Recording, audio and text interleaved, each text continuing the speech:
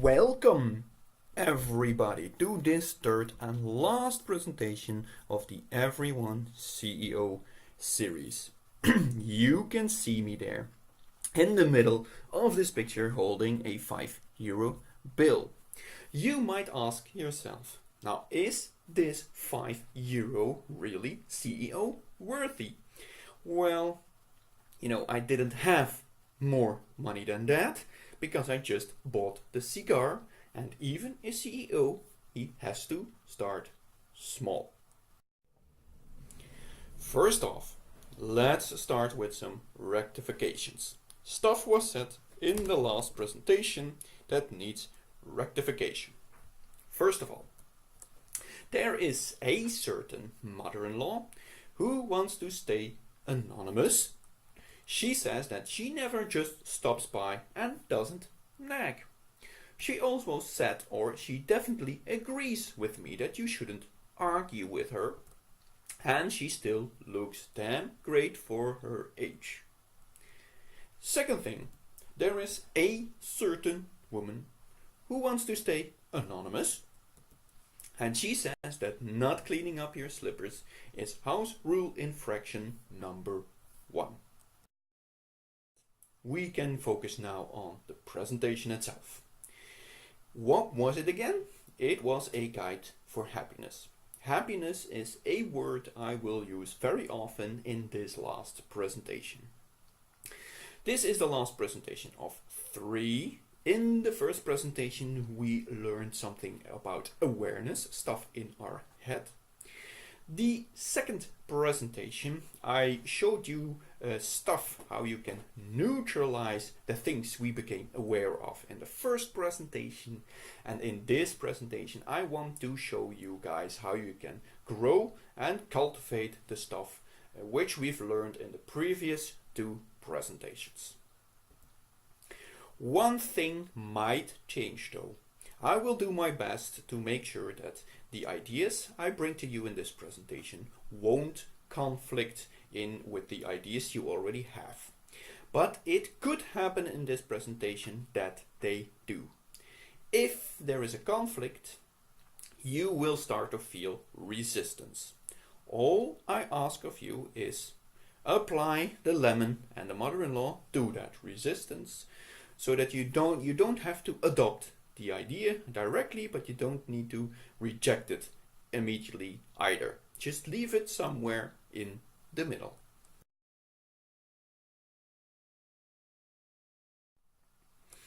Content. The same for all 3 presentations. What did we see in the previous presentation? First of all, we talked about short-term, long-term in our brain section, about Naki. And the most important thing, we talked about the importance of the happy cow trio. If you guys remember, there was this scheme with the hippocampus and the left bridge and the right bridge about positive and negative perceptions. That will come back today. In the previous presentation, in the reflections section, we saw what can you do with those 40,000 thoughts a day. I introduced to you the mother-in-law trio. In the last chapter, we learned that we don't control emotions either, and that we have the sour lemon trio. Together with the mother-in-law trio, we applied that into a process, and I showed you some good examples of how to apply that. For example, the slippers story. Today, we are going to talk about, in the brains section, about the real, short and long term. And we will talk about habits being the change engine of us all.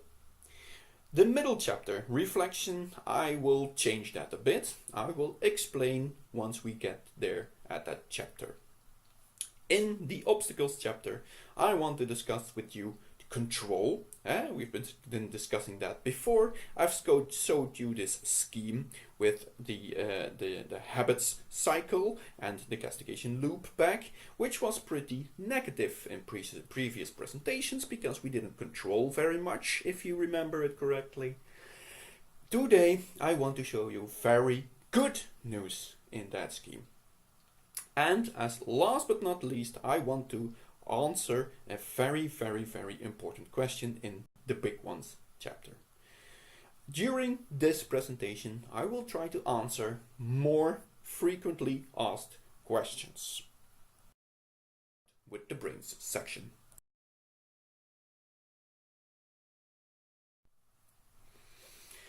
Short term and long term.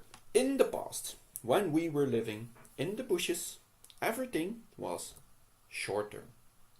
We always had to look for food because we did not have a fridge to put food in.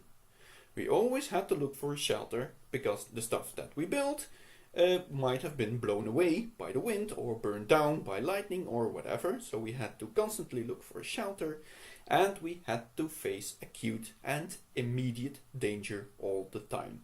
Being the elements, of course, rain and cold and fire and lightning, that kind of stuff. And of course also animals like bears and lions. Danger was always there. Nowadays, this is completely different. Nowadays, everything is long term. For example, our work and our mortgage. Those are very long term engagements. Relationships, the same thing there. Relationships are very long term engagements. Relationships, we used to have them in the past as well, but only the life expectancy was a lot lower, so the chance that you would spend your life with the same partner was a lot less, because those partners tend to be, getting eaten by a bear or something. And nowadays, acute and immediate danger does not exist anymore. And this last thing is very important if you look at stress.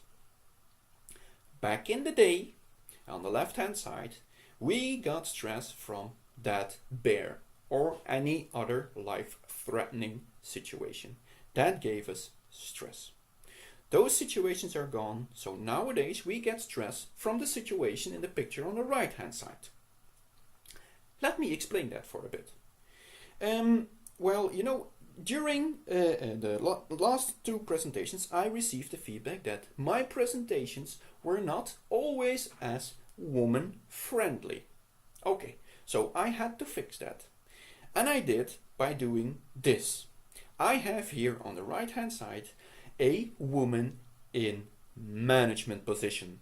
There is no glass ceiling in my presentations. Even women can go up the ladder.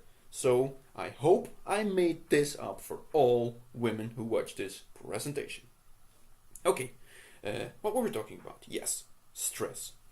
If you look at the right hand side, if you get stress in that situation, this stress feels the same as back in the day. So it feels as if there is a bear who wants to eat you, but he is not there. So the stress you feel there is an illusion. It is not real. Your life is not in danger. It feels 100% real, but it isn't. And why am I telling you this? I'm telling you this so that I hope that helps when you apply the sour lemon trio. If you feel emotions like stress and fear, they are not real, because your life is not in danger. You can distance yourself from that feeling because you don't need to save your life.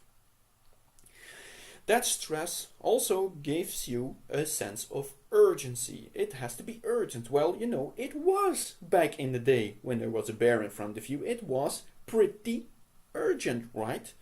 Nowadays, that urgency is gone. Nothing is urgent anymore because everything is long term. And this applies also to your thoughts and the mother-in-law trio. Everything is long term. If you look at, for example, your work, if you count up the thoughts, all the thoughts you had during some, let's say, 10-year work engagement, you end up with billions and billions and billions of thoughts. So whatever you are thinking right now at this very instant is not important. Whatever you are feeling at this very instance is not so important. Apply the mother-in-law and the sour lemon trio. On top of that, another question popped up more often. People ask me, Don, I feel that I have difficulty in applying the happy cow trios just because something else seems to be more urgent than applying the happy cows or doing the happy cows.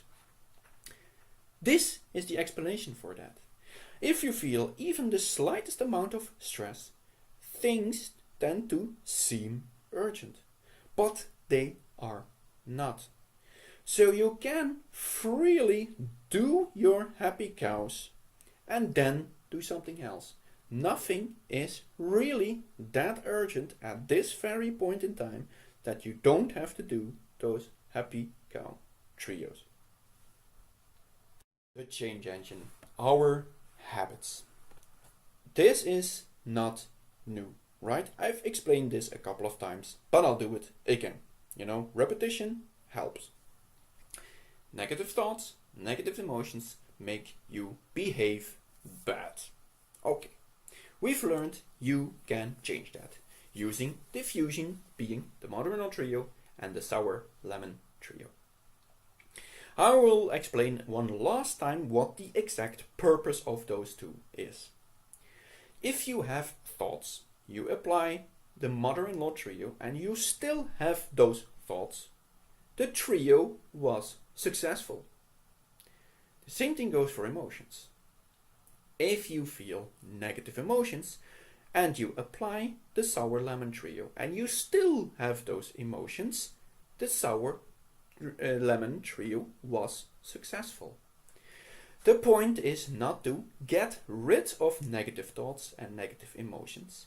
The point is of creating distance between you and your emotion and thoughts so that you are free to act, so that you can change your behavior together with negative emotions and with negative thoughts. They will still be there, but you're not finding them so important, so you can change your behavior.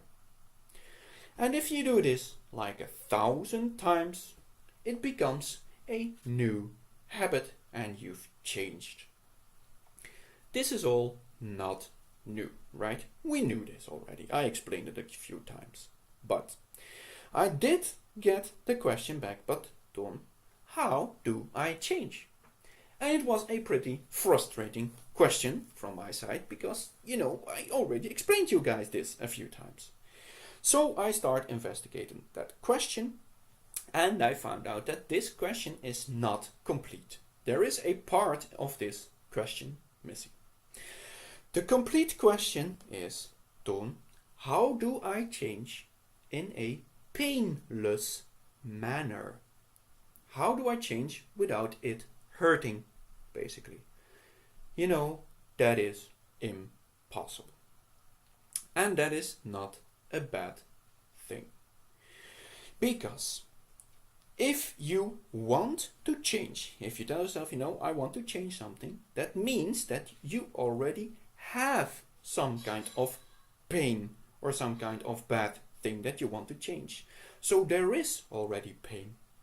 If you then change, you will also have pain during the change process, but you will also have change. So it is very worthwhile your effort to experience the pain during the change process because you will have change and pain. If you choose not to change, which is the choice is up to you guys, right? I cannot make this decision for you. If you decide not to change, then the pain will always be there. Second chapter, As I said, I want to revisit the title of this chapter. And I want to start with a small story about myself. As I told you guys already, I have experienced 2 burnouts. And the first burnout, I was really not happy with that one. It hurt really hard. I'm not happy that that happened. But the second burnout, when I relapsed, it was kind of different. I had the same panic attacks and anxiety attacks that I had during the first burnout, but it seemed as though they did not have that much grip on me.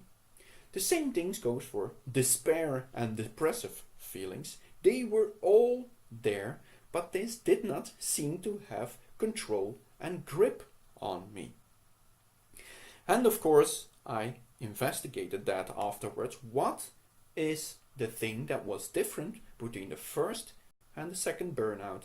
And I found that answer.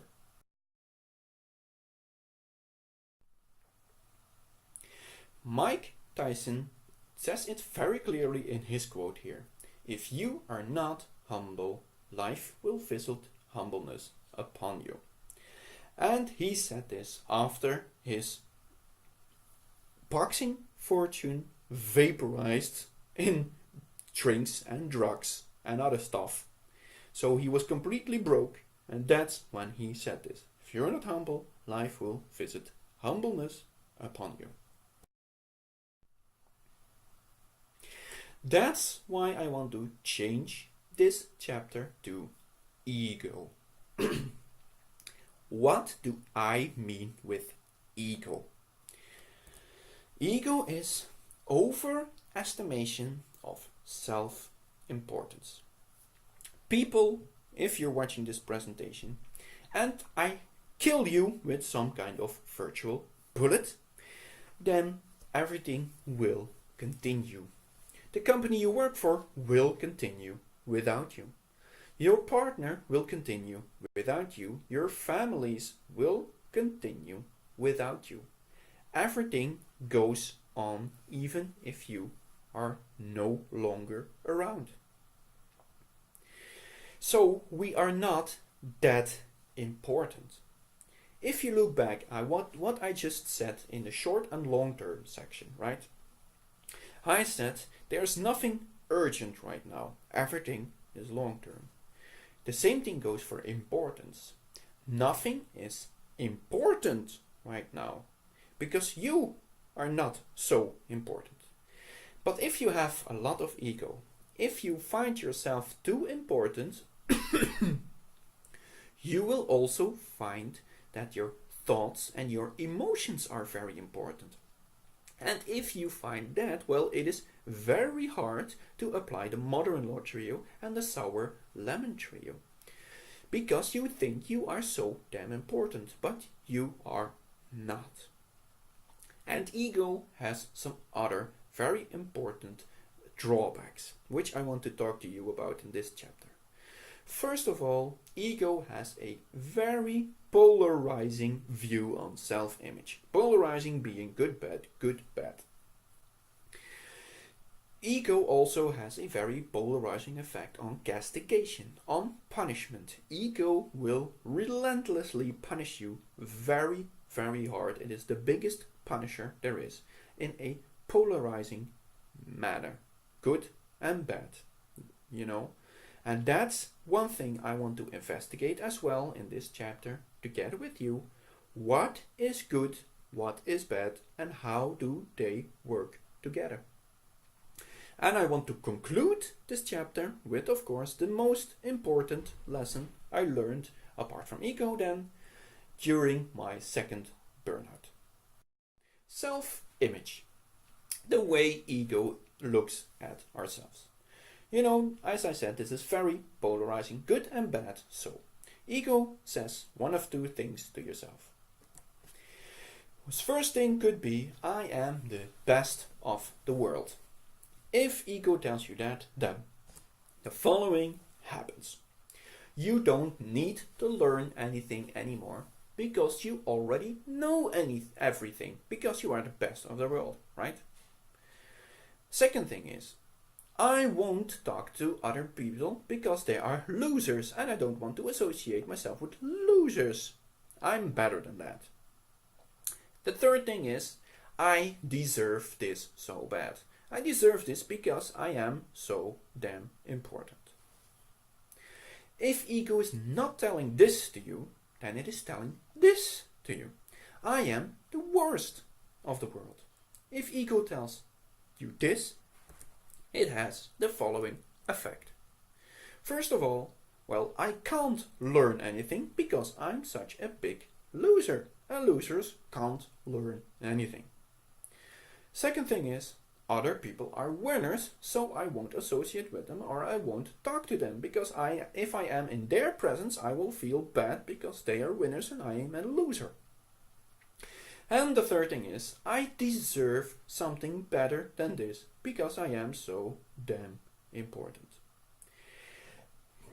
If you then look back at my first presentation, I showed you guys clearly that first off, learning is very important. We have to keep on learning our entire lifetime. Learning is very important. And ego will prevent you from learning. Second thing, which I also said in my first presentation, satisfying relationships with partners and also with friends are very, very important for happiness. They are a hard requirement for happiness. Ego blocks you from talking to other people. Ego blocks you from making good friends or finding good partners. So we can conclude that self-image, the way you look at yourself, the way you think about yourself, is always destructive in any way. So please, mother-in-law from these thoughts. And I've highlighted right there in the middle, deserve, deserve, deserve. Every ego thought you can easily recognize if that sentence, you can conclude that sentence with because I deserve it or because I deserve something better. We deserve so much because we are so important, the ego tells us. But let's investigate that. What do we actually deserve? Two kinds of people in the world: religious people and non-religious people. If you are religious, well, then there is a supreme being which determines what you deserve. You have no saying in this, you are subject to this. If you're not religious, well, then it's the exact opposite. There is nothing that could determine what you deserve, so there is nothing to deserve. There's absolutely nothing to deserve. So we can conclude that in both cases, and that is all 7 billion people of us, you deserve nothing. There is nothing to deserve, and if there is something to deserve, you have no control or influence over that. The Supreme Being will decide for you. There is nothing to deserve. So any thought with the word deserve in it, you please mother-in-law that. That thought is destructive in every way.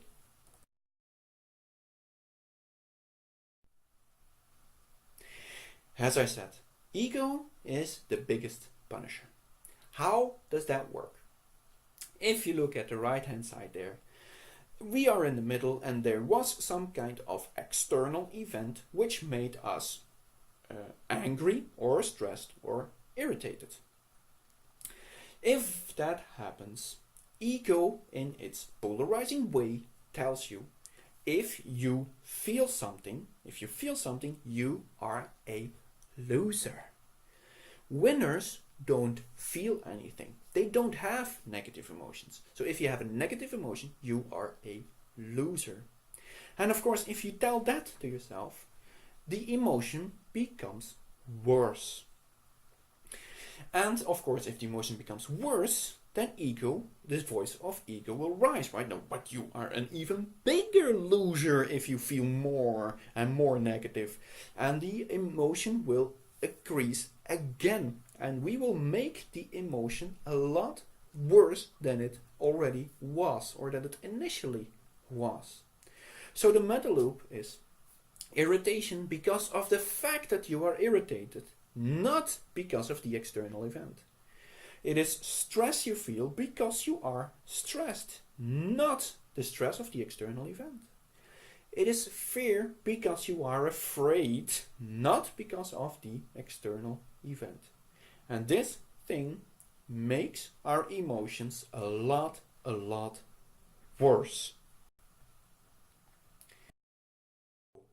As I said, ego is very polarizing. Good and bad, good and bad. Let's look at what the difference is, or how good and bad relate. It is what they call duality. White and black. Let's look at strength and weaknesses. We all have them. If you have a strength, for example at work, people will ask you to do the thing you do best, right? And which is good. And if you do it more, then you will become better at it. If you become better at it, more people will ask you more frequently to do the thing you are best at. Which means you will become even better. Which means you will become even more busy. So more people will ask you more frequently to do what you do best. And your strength will give you a huge workload and huge amounts of stress, which is the weakness of that strength. Strength. If you want to be strong at some point, if you want to be good at anything, you have to invest time in it. You have to practice and do it a lot, and you will become better at it. But if you spend time at working on one strength, you will not spend time on working on another strength. That means that that other thing will become weak. And there is no other way, right? We don't have unlimited time to become good at everything. We don't have that time. We only live for about 80 years, averagely speaking. So in that limited time, we cannot be good at anything. So we will have to choose what we'll want to be good at. And the rest we won't be good at. And there is no other way. So for every strength you will have a weakness. But also for every weakness you will have a strength as well. So they cannot coexist one without the other. Same thing applies for good and bad feelings. If you don't know what it is to feel bad, you have no idea what it is to feel good. And do we remember this from the previous presentation? If you look at the right hand side, the red arrow, that is evolutionary defined. So it cannot be switched off.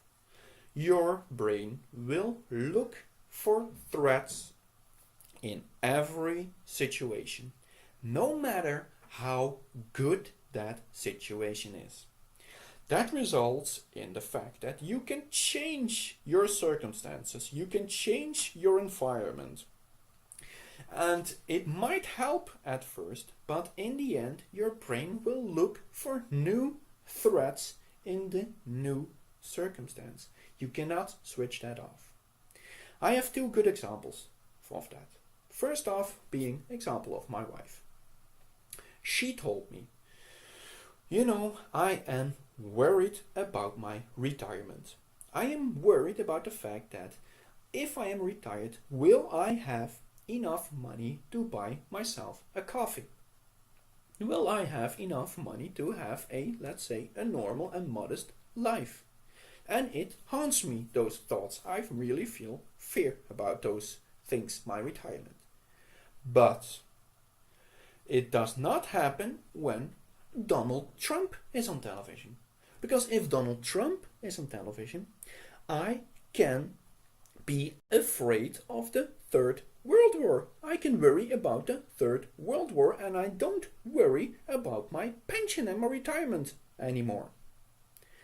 Very good example. So I told my wife, first of all, if your mind has to look 35 years in the future to find the first threat, your life is great.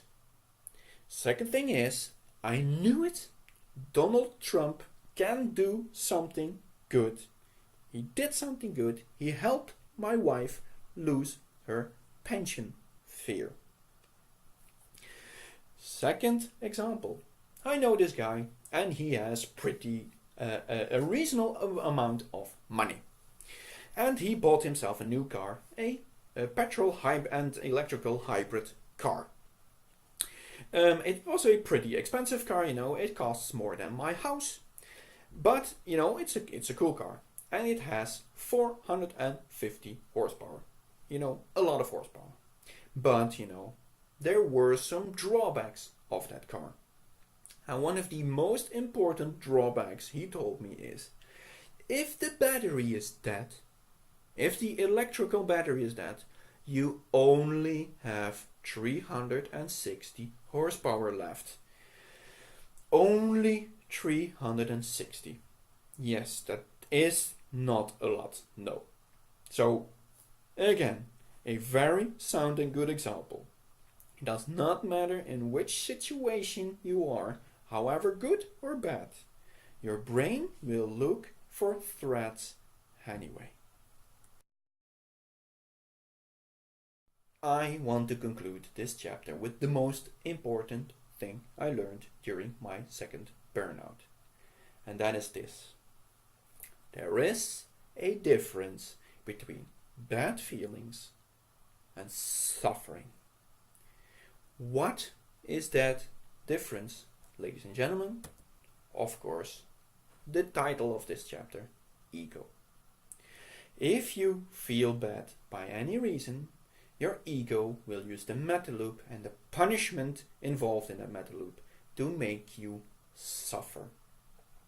If you feel bad, you are a loser, which makes the emotion even worse. Second thing is, if you feel bad, ego tells you, you don't deserve this. You deserve something better because you are so important. But we're not. And we don't deserve anything. Those two things will result in bad feelings, making it into suffering really, really bad. And happiness. Happiness is a mixture of those good and bad feelings. And ego will make you suffer, and that is not happiness anymore. And those bad feelings, people, those bad feelings are very important. Bad feelings make it crystal clear to you what is important in your life. You can worry about the things that are important to life. What else should you worry about than the things that are important? So embrace those feelings of stress and worrying and fear, because they make it crystal clear to you, this is important to me, and you can worry about it. Please worry about the things that are important. Bad feelings give color to your life, and they are essential for happiness, because happiness, of course, is focusing also on the things that are important, and bad feelings make that clear to you. And if you are able to not to suffer, as I depicted here, if you are able to reduce your ego, reduce the meta loop, and reduce the deserve thoughts, using the mother-in-law and the sour lemon, that's all you need. You will never suffer again. And you are able to cope with fast amounts of bad feelings and even be happy about it. Last chapter, the obstacles. Control.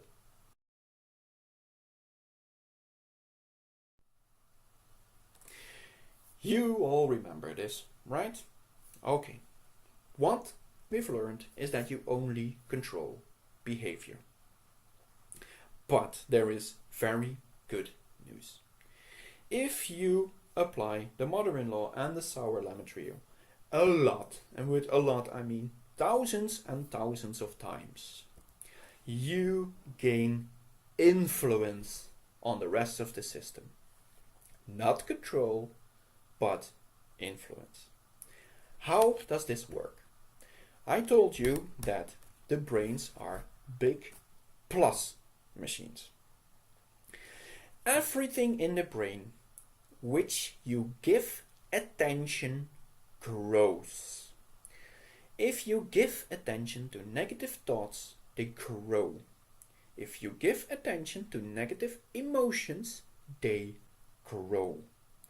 And that is also one of the goals of the mother-in-law and the sour lemon trio. Don't give your thoughts and emotions more attention than needed. Don't ignore them. Don't ignore them, but do not give them more attention than needed.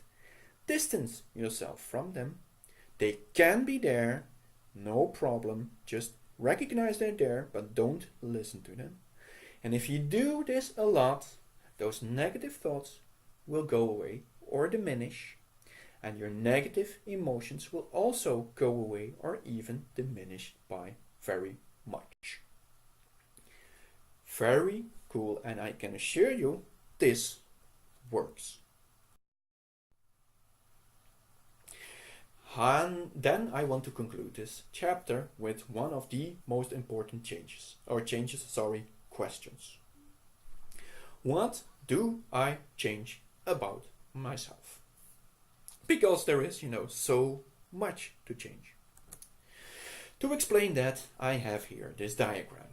And in the center of that diagram, you have the self, your self.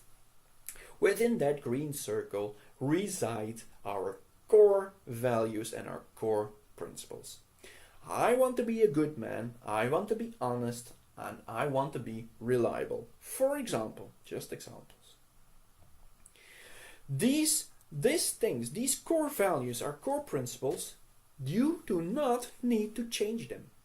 You are already perfect. You yourself are already 100% perfect. Don't change yourself.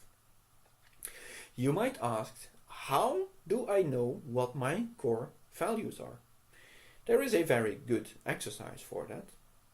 You should imagine that you are present at your own funeral. Yes. What would you like to have the people saying about you? What those people are saying about you, those are your core values. But, alongside those core values, the red circle, there are thoughts and emotions. And those thoughts and emotions, they steer us away from what the self wants. And how do they steer us away? Those thoughts and emotions make it so that we don't show the behavior which is the same or in accordance with the self. For example, if you are in a room with people who are yelling at you, and your core value is, I want to be a good person, I want to be good to other people, then if everyone is shouting to you in that room, you don't shout back, but you say, I am sorry that I made a mistake. And how can you do that? Of course, by using the sour lemon and the mother-in-law trio. Those are all the tools you need. Because your thoughts and your emotion in that situation will tell you, no, you have to shout back. You have to defend yourself. And the emotion is, of course, fear. But it's not what the self wants. If you want to be a good man, you don't shout back. And you say that you're sorry. The same thing goes for honesty, for example. If you have to report to your boss at work what your performance was last week or last month, if your core value is honesty, you don't lie to your boss. You don't change those numbers a tiny bit because then that will make them look better. Because of course, you are afraid that your boss will become angry if the numbers are not good. But that is not the thing that the self wants. The self says, if you are, I find it important that I'm honest. So exhibit honest behavior. And that is what I call behavior in accordance with the self. And this has some major advantages. First of all, this thing you have 100% control over. You need nothing. No money, no nothing. You have 100% control over this. You can do this in all circumstances. Good circumstances and bad circumstances. You can do this now. You do not have to wait for anything or anyone. You can do that now. And if you do this, people, if you do this, this is the biggest happiness generator there is. It is incredible how much happiness this thing generates. And it does not only generate happiness, it is also the alternative to your ego self-image, which we've discussed before. Because your ego self-image are thoughts. They're just thoughts about yourself. But if you do this a lot, you will feel a huge amount of self-worth because you're acting the way the self wants. You won't be needing those ego thoughts anymore because you will feel very confident about yourself because you are acting yourself, you're being yourself. And look at the advantages.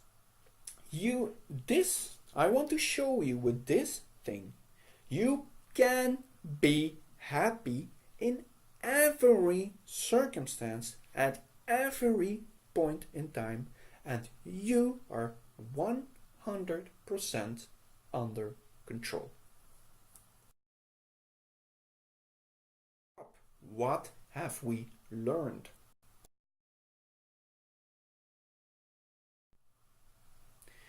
First of all, everything is long-term. Please diffuse. Nothing of what you think right now or feel right now at this very instance is urgent or important. Please apply the mother-in-law and the sour lemon trio. Your strengths are your weaknesses. Good is bad, and happiness needs it all. There is a difference between pain and suffering. Difference is your ego. And last but not least, behavior in accordance with yourself is happiness. The biggest happiness generator there is, and you need nothing but yourself to do it. And of course, we can train stuff that we've seen in this presentation, right? First off, most importantly, That's why we've started with this in the first presentation. Happy cow trio as much as you can. Make a habit out of this. Do this as much as you can.